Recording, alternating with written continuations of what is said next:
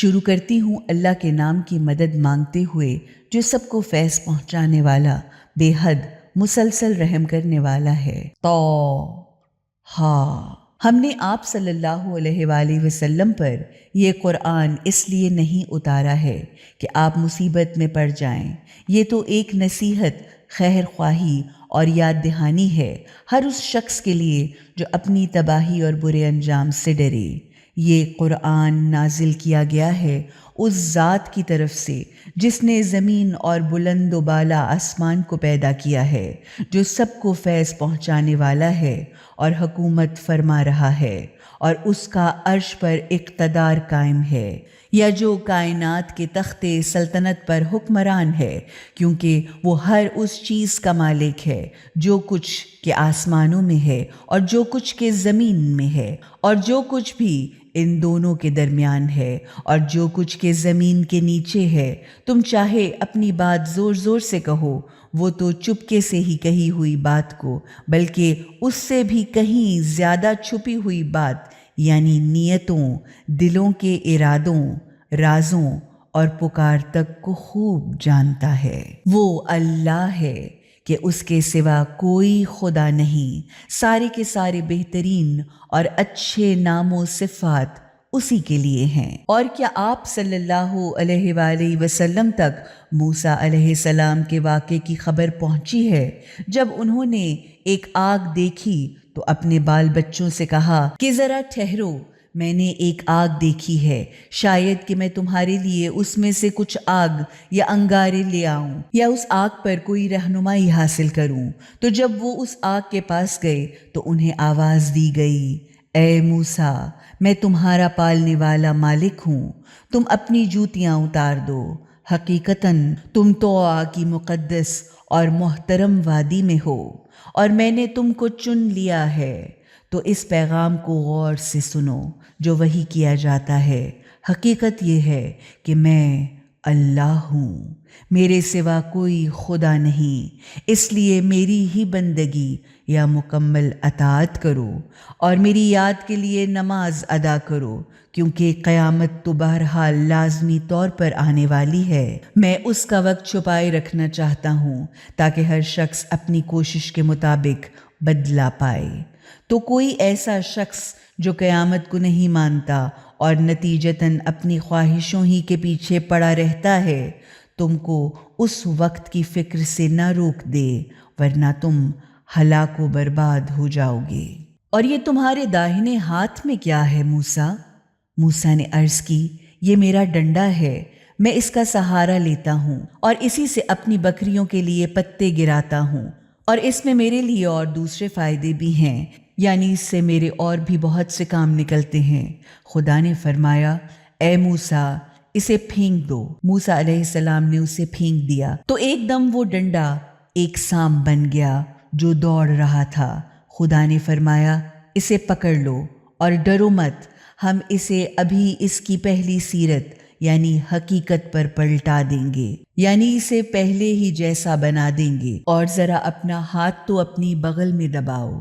چمکتا ہوا نکلے گا بغیر کسی تکلیف یا عیب کے۔ یہ دوسرا معجزہ ہوگا تاکہ ہم تمہیں اپنی قدرت کی کچھ بڑی بڑی نشانیاں دکھا دیں۔ اب تم فرعون کے پاس جاؤ، واقعی وہ بڑا ہی سرکش ہو گیا ہے۔ موسیٰ علیہ السلام نے عرض کی، پالنے والے مالک، میرے سینے کو کھول دے اور میرے لیے میرے کام کو آسان کر دے اور میری زبان کی گرہ بھی کھول دے تاکہ لوگ میری بات کو اچھی طرح سمجھ سکیں، اور میرے لیے میرے اپنے اہل خاندان میں سے ایک وزیر مقرر کر دے، یعنی ہارون علیہ السلام کو جو میرا بھائی ہے، اور اس کے ذریعے سے میری کمر کو مضبوط کر دے اور اسے میرے کام میں شریک کر دے تاکہ ہم خوب تیری تسبیح کریں، یعنی ہم خوب اچھی طرح سے تیری پاکی اور خوبیاں بیان کریں اور خوب بڑھ چڑھ کر تیرا ذکر اور چرچا کریں۔ یہ حقیقت ہے کہ تو ہمیشہ ہی سے ہمارے حالات کا خوب دیکھنے بھالنے والا ہے۔ خدا نے فرمایا، دیا گیا جو تو نے مانگا اے موسیٰ، اور ہم نے ایک مرتبہ پہلے بھی تم پر احسان کیا تھا، وہ وقت یاد کرو جب ہم نے تمہاری ماں کو اشارہ کیا، ایسا اشارہ جو وہی کیے جانے کے قابل تھا کہ اس بچے کو صندوق میں رکھ دو اور اس کو دریا میں ڈال دو، پھر دریا اس کو ساحل پر پھینک دے گا تو اسے میرا اور اس بچے کا دشمن اٹھا لے گا، اور میں نے تم میں تمہارے لیے اپنی طرف سے محبت کا اثر پیدا کر دیا، یعنی جو تم کو دیکھتا تم سے محبت کرنے لگتا تاکہ تم خاص میری نگرانی میں پالے جاؤ۔ جب تمہاری بہن چل رہی تھی اور پھر اس نے وہاں جا کر کہا، کیا میں تم کو اس کا پتہ بتا دوں جو اس بچے کی اچھی طرح سے پرورش کر سکے؟ اس طرح ہم نے پھر تمہیں تمہاری ہی ماں کے پاس لوٹا دیا تاکہ ان کی آنکھیں ٹھنڈی رہیں اور وہ رنجیدہ نہ ہوں۔ پھر تم نے ایک آدمی کو قتل کر ڈالا تو ہم نے تم کو اس غم سے بھی نجات دی، پھر تمہارا پورے طور پر امتحان لیا، یعنی تمہیں مختلف امتحانات سے گزارا، تو اس دوران تم کئی سال مدین والوں میں رہے۔ پھر اے موسیٰ، اب تم ٹھیک اپنے وقت معین پر ہماری خاص تقدیر کے فیصلے پر ادھر آ گئے۔ غرض، اب میں نے تم کو اپنے کام کا بنا لیا ہے، یعنی میں نے تمہیں خود اپنے کام کے لیے تیار کیا ہے، سو جاؤ تم اور تمہارا بھائی میری نشانیوں کے ساتھ، اور دیکھو مجھے یاد کرنے میں سستی نہ کرنا۔ تم دونوں فرعون کے پاس جاؤ، وہ واقعی سرکشی میں حد سے بڑھ چکا ہے، مگر اس سے نرمی کے ساتھ بات کرنا، شاید کہ وہ نصیحت قبول کر لے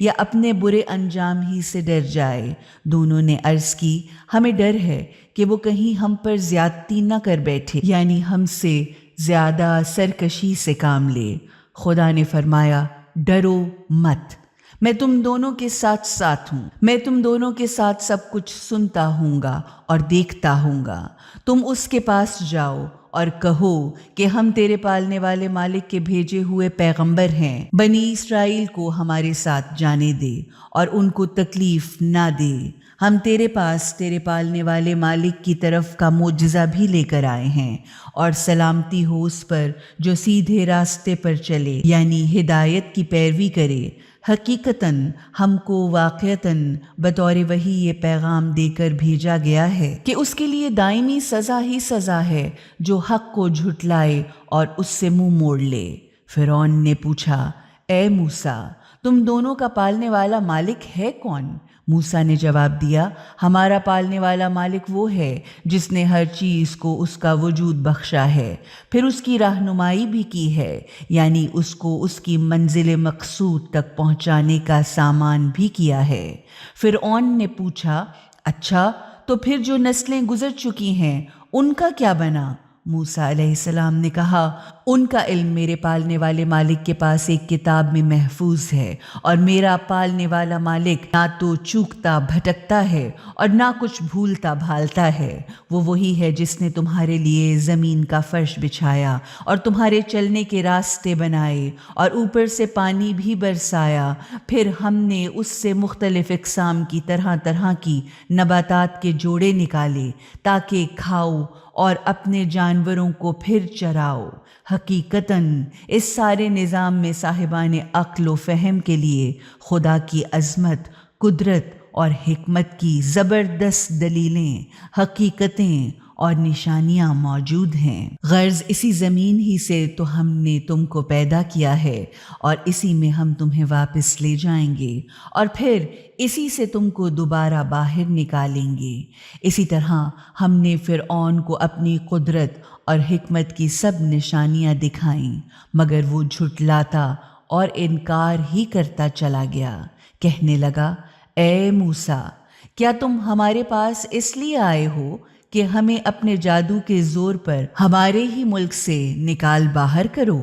اچھا تو پھر ہم بھی تمہارے مقابلے پر ویسا ہی جادو لائیں گے جیسا تم لائے ہو۔ ہمارے اور اپنے درمیان ایک وعدہ کا وقت مقرر کر لو کہ کب اور کہاں مقابلہ کرو گے، جس کے خلاف پھر نہ ہم کچھ کریں اور نہ تم۔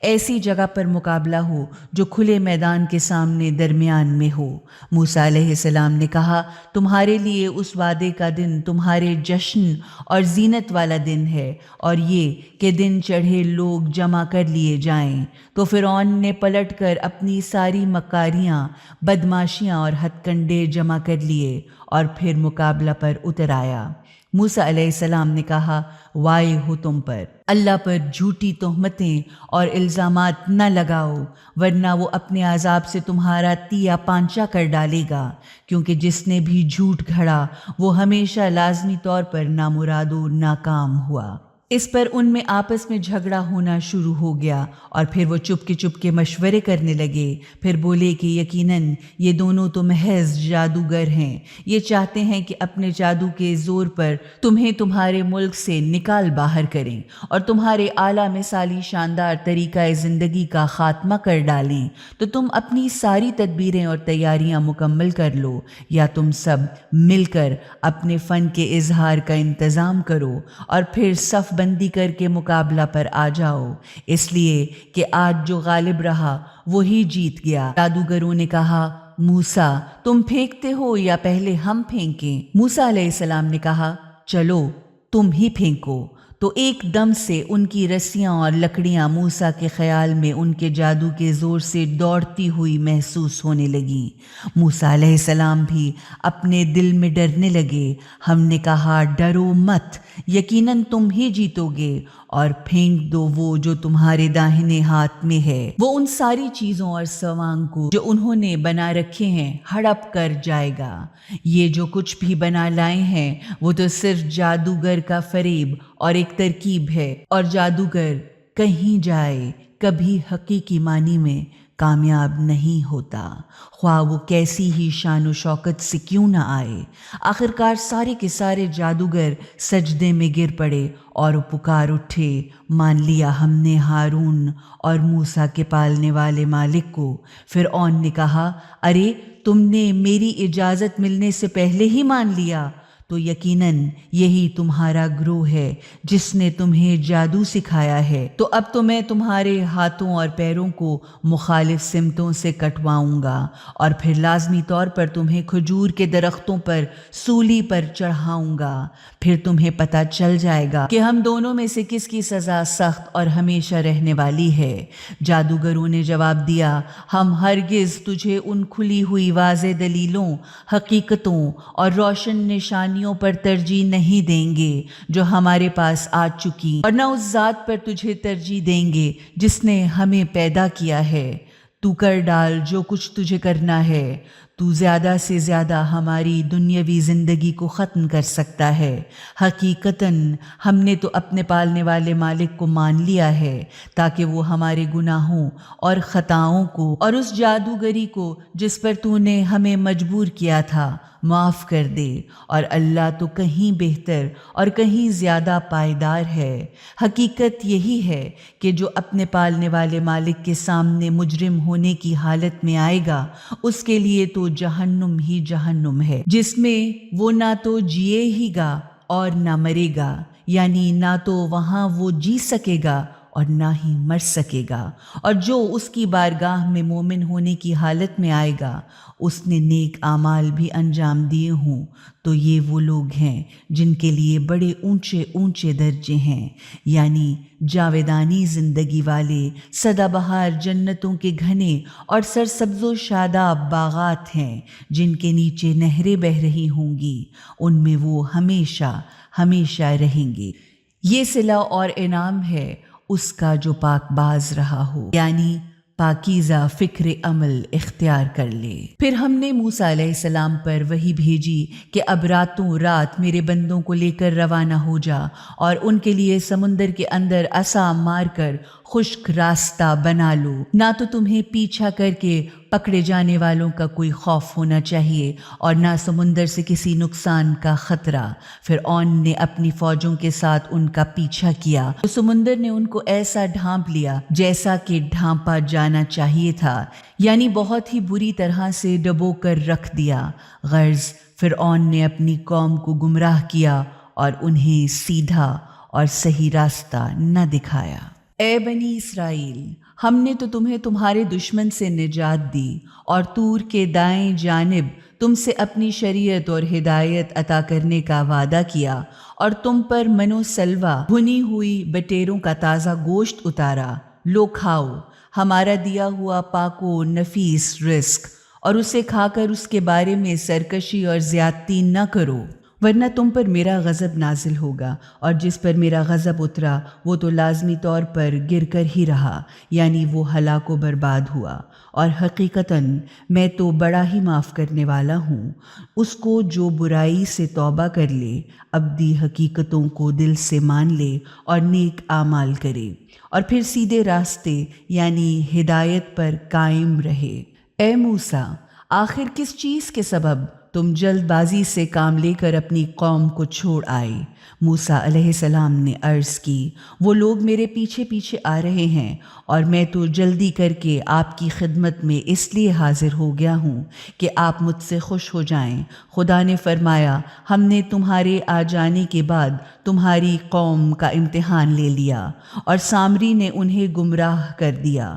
غرض موسیٰ علیہ السلام سخت غصے میں افسوس کرتے ہوئے اپنی قوم کی طرف پلٹے اور قوم میں آ کر کہا، ارے میری قوم کے لوگوں، کیا تمہارے پالنے والے مالک نے تم سے اتنا اچھا وعدہ نہیں کیا تھا کہ تمہیں شریعت اور بہترین طریقہ زندگی کی تعلیم عطا فرمائے گا؟ کیا اتنی سی مدت تمہارے لیے بہت لمبی ہو گئی؟ یا ارادتاً تم نے یہی چاہا کہ تمہارے پالنے والے مالک کا غیظ و غضب تم پر اترے؟ تو کیا اس لیے تم نے مجھ سے وعدہ خلافی کی؟ انہوں نے جواب دیا، ہم نے از خود اپنی طرف سے آپ سے کوئی وعدہ خلافی نہیں کی، البتہ ہوا یہ کہ ہمیں قوم والوں کے بہت سے زیور اکٹھا کر کے لانے پر آمادہ کیا گیا تھا، تو ہم نے ان کو لا کر پھینک دیا۔ پھر سامری کمبخت نے اس میں کچھ ایسا کام کر ڈالا کہ وہ ان کے لیے ایک بچھڑے کا مجسمہ بنا کر نکال لایا،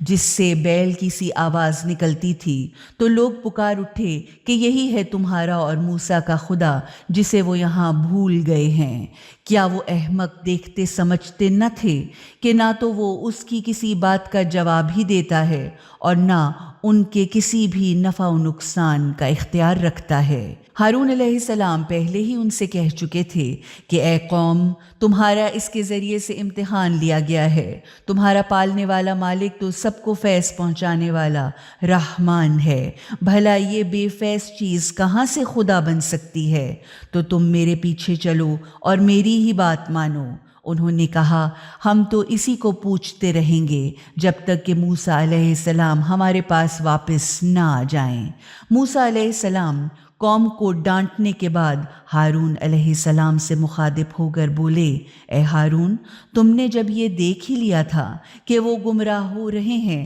تو پھر تم کو کس چیز نے روکا تم میرے پیچھے پیچھے نہ چلے آئے؟ تو کیا تم نے بھی میرے حکم کی مخالفت کی؟ ہارون نے کہا، اے میرے ماں جائے بھائی، میری داڑھی نہ پکڑیے اور نہ میرے سر کے بال کھینچیے، مجھے تو بس اس بات کا ڈر تھا کہ آپ کہیں گے کہ تم نے بنی اسرائیل میں پھوٹ ڈال دی اور میری بات کا خیال تک نہ کیا۔ موسیٰ علیہ السلام نے کہا، اے سامری، تیرا کیا معاملہ ہے؟ اس نے جواب دیا، میں نے ایسی چیز دیکھی تھی جو ان لوگوں کو نہیں دکھائی دی، تو میں نے خدا کے بھیجے ہوئے فرشتے کے قدم کے نیچے سے ایک مٹھی مٹی لے لی اور اس کو بچھڑے کے مجسمے کے اندر ڈال دیا، اور میرے نفس نے مجھے ایسا کرنے پر اکسایا تھا۔ موسیٰ علیہ السلام نے کہا، چل دفع ہو، اب تیرے لیے زندگی بھر یہی پکارتے رہنے کی سزا ہے کہ تو یہ کہتا پھرے کہ مجھے کوئی ہاتھ نہ لگائے، اور تیرے لیے ایک دائمی سزا کے وعدے کا وقت مقرر ہے جو تجھ سے ہرگز نہ ٹل سکے گا۔ اور اب دیکھ اپنے اس خدا کا حشر جس پر تو بری طرح ریجھا ہوا تھا، یعنی جس کی عبادت میں تو بالکل ہی غرق ہو گیا تھا، کہ اب ہم اسے ضرور جلا ڈالیں گے اور پھر ریزہ ریزہ کر کے اس کی راکھ دریا میں بہا دیں گے۔ تم لوگوں کا اصل خدا تو بس اللہ ہے، ایک اللہ، جس کے سوا کوئی اور خدا ہے ہی نہیں، اور اس کا علم ہر چیز پر حاوی ہے، یعنی اس نے ہر چیز کو اپنے علم سے گھیر رکھا ہے۔ اس طرح ہم پچھلے گزرے ہوئے حالات کی کچھ خبریں تمہارے سامنے بیان کرتے ہیں، اور اس طرح ہم نے خاص اپنے طرف سے ایک ذکر یعنی درس نصیحت اور یاد دہانی تمہیں عطا کی ہے۔ اب جو کوئی بھی اس سے منہ موڑے گا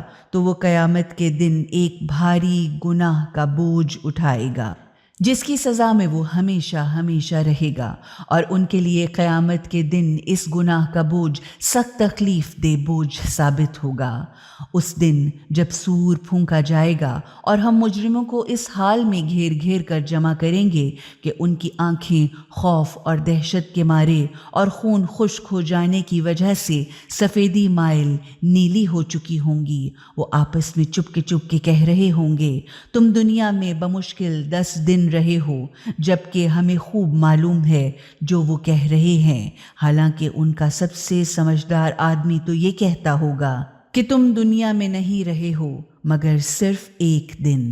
وہ لوگ آپ صلی اللہ علیہ وآلہ وسلم سے پہاڑوں کے متعلق پوچھتے ہیں تو آپ کہہ دیجئے کہ میرا پالنے والا مالک قیامت کے دن ان کو سرما یا دھول بنا کر اڑا دے گا اور انہیں بالکل چٹیل میدان بنا دے گا، جس میں نہ پھر تمہیں کوئی نہ ہمواری یا کوئی بل نظر آئے گا اور نہ کوئی بلندی۔ اس دن سب کے سب پکارنے والے کی پکار پر سیدھے چلے آئیں گے اور ذرا سی بھی کوئی اکڑ مکڑ نہ دکھا سکیں گے، اور ساری کی ساری آوازیں خدائے رحمان کے سامنے دب کر رہ جائیں گی۔ پھر تم سوا قدموں کی چاپ یا ذرا سی سرسراہٹ کے کچھ بھی نہ سنو گے۔ اس دن کوئی سفارش کام نہ آئے گی سوائے اس کے کہ جسے خدائے رحمان نے سفارش کرنے کی اجازت دے دی ہو اور جس کی بات سننا وہ پسند فرمائے، کیونکہ وہ لوگوں کا اگلا پچھلا دنیا اور آخرت کا سب حال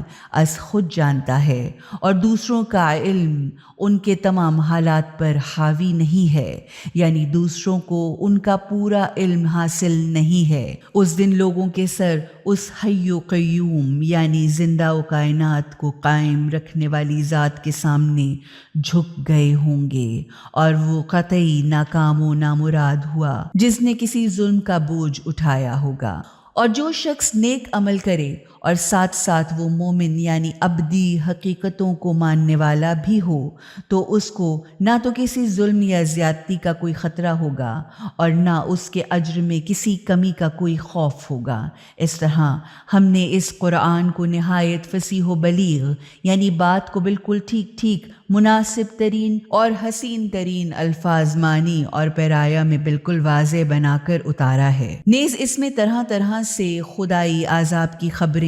ڈراوے اور تنبیہیں سنائی ہیں تاکہ شاید یہ لوگ غلط راستہ پر چلنے سے بچیں یا ان پر اس نصیحت اور خیر خواہی کا کچھ اثر پیدا ہو، یا اس طرح ان میں سمجھ بوجھ اور ہوش و حواس کے کچھ آثار پیدا ہوں۔ غرض بلند و بالا برتر و اعلیٰ ہے اللہ کی ذات جو کائنات کا حقیقی بادشاہ اور حقیقی مالک ہے۔ اور دیکھیے، قرآن کو پڑھنے میں جلدی نہ کیا کیجیے جب تک کہ اس کی وحی مکمل نہ ہو جائے، اور دعا کیا کیجیے کہ اے پالنے والے مالک میرے علم میں اضافہ فرما۔ اور اس سے پہلے ہم نے آدم علیہ السلام سے بھی ایک عہد و پیمان لیا تھا، مگر وہ بھول گئے یا ان سے غفلت ہو گئی، اور ہم نے ان میں ارادہ کی مضبوطی یعنی عزم کو نہ پایا۔ اور یاد کرو وہ وقت جب ہم نے فرشتوں سے کہا تھا کہ آدم کو سجدہ کرو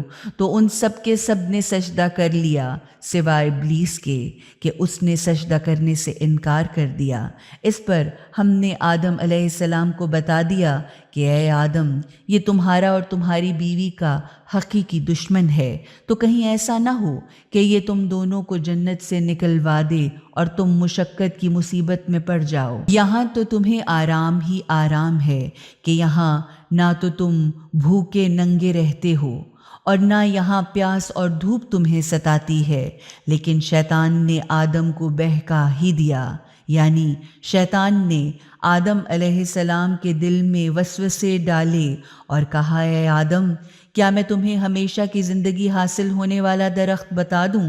جس سے ایسی لازوال سلطنت حاصل ہوتی ہے جو کبھی کمزور یا پرانی نہیں ہوتی؟ تو ان دونوں نے اس درخت کا پھل کھا لیا۔ نتیجہ یہ ہوا کہ ان کے چھپانے کے اعضاء ان پر ظاہر ہو گئے، یعنی جنت کا لباس اتر گیا، تو لگے وہ دونوں اپنے آپ کو جنت کے پتوں سے ڈھانکنے۔ غرض آدم علیہ السلام نے اپنے پالنے والے مالک کا کہنا نہ مانا اور صحیح طریقہ عمل سے بھٹک گئے۔ پھر ان کے پالنے والے مالک نے انہیں عزت دے کر مقبول بنا لیا اور ان کی توبہ قبول کر لی اور ان کو صحیح راستہ دکھا دیا اور فرمایا، تم دونوں انسان اور شیطان یہاں سے ایک ساتھ اترو، تم سب ایک دوسرے کے دشمن رہو گے۔ اب اگر میرے پاس سے تمہیں کوئی ہدایت پہنچے تو جو کوئی میری ہدایت کی پیروی کرے گا تو وہ نہ تو گمراہ ہوگا، نہ کوئی تکلیف اٹھائے گا اور نہ محروم رہے گا، اور جو میری یاد اور نصیحت سے منہ کو موڑ لے گا تو اس کے لیے تنگ، سخت اور بے اطمینان زندگی ہوگی۔ اور قیامت کے دن تو ہم اسے اندھا اٹھائیں گے۔ وہ کہے گا، اے میرے پالنے والے مالک، تو نے حشر میں کیوں مجھے اندھا اٹھایا حالانکہ میں تو آنکھوں والا تھا؟ ارشاد ہوگا، ہاں، جس طرح ہماری باتوں، دلیلوں اور نشانیوں کو جو تیرے پاس آئی تھیں تو نے بھلا دیا تھا، اسی طرح آج تو بھی بھلایا جا رہا ہے۔ اس طرح ہم ہر حد سے گزرنے والے اور اپنے پالنے والے مالک کی باتوں، دلیلوں اور نشانیوں کو نہ ماننے والوں کو سزا دیں گے، کیونکہ یہ حقیقت ہے کہ آخرت کی سزا ہے بڑی ہی سخت، دیر پا اور پائیدار۔ کیا ان کو اس واضح سبق سے بھی کوئی ہدایت یا رہنمائی نہ ملی کہ ان سے پہلے کتنی ہی قوموں اور نسلوں کو ہم ہلاک و برباد کر چکے ہیں، جن کے رہنے کے گھروں میں یہ چلتے پھرتے ہیں؟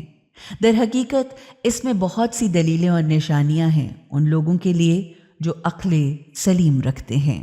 اگر تیرے پالنے والے مالک کی طرف سے پہلے ہی ایک بات طے نہ کر دی گئی ہوتی اور امتحان کی مہلت کی ایک مدت مقرر نہ ہوتی تو اب تک ضرور ان کا فیصلہ چکا دیا جاتا یا اب تک ان پر خدا کا عذاب آ چکا ہوتا۔ تو آپ صلی اللہ علیہ وآلہ وسلم ان کی باتوں پر صبر کیجیے اور اپنے پالنے والے مالک کی حمد و تعریف کے ساتھ نماز پڑھتے رہیے۔ سورج کے نکلنے سے پہلے اور غروب ہونے سے پہلے اور رات کے کچھ اوقات میں بھی نماز پڑھا کیجیے اور دن کے کناروں یا حصوں میں بھی، شاید اس طرح آپ صلی اللہ علیہ وآلہ وسلم خوش رہیں، اور ہرگز نگاہ اٹھا کر بھی ان بہت سے لوگوں کو نہ دیکھیے جن کو ہم نے دنیا کی زندگی کی زیب و زینت اور شان و شوکت دے رکھی ہے، کیونکہ وہ تو ہم نے ان کا امتحان لینے کے لیے انہیں دی ہے، اور تیرے پالنے والے مالک کا دیا ہوا حلال رزق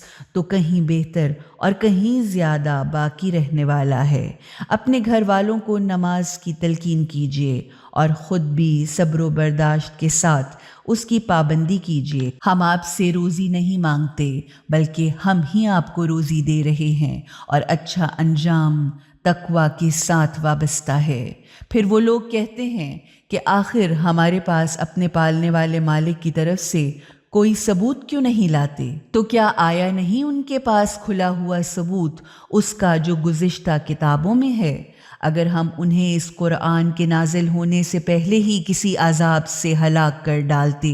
تو وہ کہتے کہ اے پالنے والے مالک، آخر تو نے ہمارے پاس اپنا کوئی پیغمبر کیوں نہ بھیج دیا کہ اس طرح ذلیل و خوار ہونے سے پہلے ہی ہم تیری باتوں، آیتوں اور ہدایتوں کی پیروی کر لیتے۔ آپ صلی اللہ علیہ وآلہ وسلم ان سے فرما دیں کہ ہر ایک اپنے انجام کے انتظار میں ہے، لہٰذا تم بھی انتظار کرو۔ عنقریب تمہیں معلوم ہو جائے گا کہ کون سیدھے اور صحیح راہ والے ہیں اور کون وہ ہیں جنہوں نے سیدھا راستہ پا لیا۔